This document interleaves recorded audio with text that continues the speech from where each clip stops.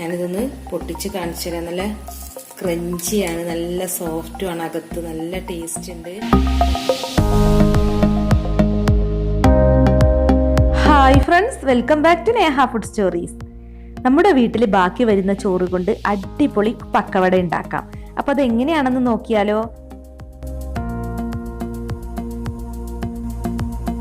അപ്പോൾ അതിനു വേണ്ടി 2 കപ്പ് ചോറാണ് ഞാൻ എടുത്തിട്ടുള്ളത്. അപ്പോൾ ഏത് അരി കൊണ്ട് ഉണ്ടാക്കിയ ചോറായാലും പ്രശ്നമല്ല. പിന്നെ ഇതിലേക്ക് വേണ്ടത് 1/4 കപ്പ് കടലമാവാണ്. 250 ml കപ്പിന് 2 കപ്പാണ് കേട്ടോ ചോറ് എടുത്തിട്ടുള്ളത്. പിന്നെ ഇതിലേക്ക് 1/4 കപ്പ് സവാള ചെറുതായിട്ട് കൊത്തി അരിഞ്ഞതും കൂടി ഇട്ട് കൊടുക്കാം. 2 പച്ചമുളക്, 1 ടേബിൾ സ്പൂൺ ഇഞ്ചി ചെറുതായിട്ട് കൊത്തി അരിഞ്ഞത്, കുറച്ച് കറിവേപ്പിൻ്റെ ഇല ചെറിയ പീസായിട്ട് കട്ട് ചെയ്തെടുത്തത്, പിന്നെ ആവശ്യത്തിന് ഉപ്പും കൂടി ഇട്ട് കൊടുക്കാം. പിന്നെ വേണ്ടത് മുളക് പൊടിയാണ്. 1/2 ടേബിൾ സ്പൂൺ മുളക് പൊടി, 1/4 ടീസ്പൂൺ കായപ്പൊടി.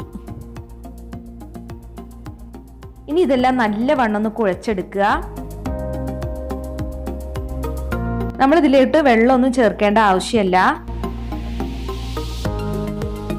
പക്കവട ഉണ്ടാക്കാനുള്ള മിക്സ് ഇവിടെ റെഡി ആയിട്ടുണ്ട്. ഇനിയിപ്പോൾ ഇതിൽ നിന്ന് കുറച്ചെടുത്ത് ചൂടായ എണ്ണയിലോട്ടിട്ട് ഫ്രൈ ചെയ്താൽ മതി. ഇനിയിപ്പോൾ നല്ല ഷേപ്പിൽ വേണമെന്നുണ്ടെങ്കിൽ അങ്ങനെ ഏത് ഷേപ്പിലാണോ വേണ്ടത് അങ്ങനെ വേണമെങ്കിലും ചെയ്യാം കേട്ടോ. അപ്പോൾ അത് നിങ്ങളുടെ ഇഷ്ടത്തിനനുസരിച്ച് ചെയ്യുക. അപ്പോൾ നമുക്കിനി ഇത് ഫ്രൈ ചെയ്യാം. അപ്പോൾ എണ്ണ ചൂടായിട്ടുണ്ട്. ഇനി ഇതിലേക്ക് കുറച്ച് മാവെടുത്ത് ഇട്ട് കൊടുക്കാം. അപ്പോൾ നമ്മൾ ലോ ടു മീഡിയം ഫ്ലെയിമിൽ ഇട്ടത് ഫ്രൈ ചെയ്തെടുത്താൽ മതി, അല്ലെങ്കിൽ ഇതിൻ്റെ ഉൾവശമൊന്നും വെന്ത് കിട്ടില്ല. അപ്പോൾ ഇതിവിടെ നന്നായി ഫ്രൈ ആയി വന്നിട്ടുണ്ട്. ഇനിയിപ്പോൾ നമുക്ക് എണ്ണയിൽ നിന്ന് മാറ്റാം.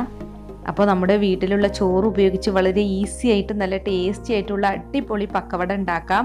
അപ്പോൾ കുട്ടികൾ സ്കൂളിട്ട് വരുമ്പോൾ ഇനിയിപ്പോൾ സ്നാക്കൊന്നും ഉണ്ടാക്കാൻ ഇൻഗ്രീഡിയൻസ് ഒന്നും ഇല്ലയെന്ന് പറഞ്ഞ് മാറി നിൽക്കേണ്ട ആവശ്യമില്ല. നമുക്ക് വീട്ടിലുള്ള ചോറ് വെച്ച് തന്നെ നല്ല അടിപൊളി സ്നാക്ക് ഉണ്ടാക്കാം. അപ്പോൾ എല്ലാവരും ഒന്ന് ട്രൈ ചെയ്ത് നോക്കുക, എന്നിട്ട് ഫീഡ്ബാക്ക് അറിയിക്കാൻ മറക്കരുത് കേട്ടോ. പിന്നെ ഈ ഒരു സ്നാക്കിൻ്റെ പ്രത്യേകത കണ്ട, പുറത്ത് നല്ല ക്രഞ്ചി ആയിട്ടാണ് ഇരിക്കുന്നത്, അകത്ത് നല്ല സോഫ്റ്റുമാണ്. അപ്പോൾ നമുക്ക് കുട്ടികൾ ചോറൊക്കെ കഴിക്കാൻ മടി കാണിക്കുന്ന കുട്ടികൾക്കാണെങ്കിൽ തീർച്ചയായിട്ടും ഇത് ഉണ്ടാക്കി കൊടുക്കാൻ മറക്കരുത് കേട്ടോ. അപ്പോൾ നിങ്ങൾ ഈ വീഡിയോ കണ്ടിട്ട് നിങ്ങൾക്ക് ഇഷ്ടമായിട്ടുണ്ടെങ്കിൽ ഒന്ന് ലൈക്ക് അടിച്ചേക്ക്, പിന്നെ ഷെയർ ചെയ്യാനും മറക്കരുതേ. അപ്പോൾ നാളെ നല്ലൊരു വീഡിയോസുമായി നമുക്ക് വീണ്ടും കാണാം. താങ്ക്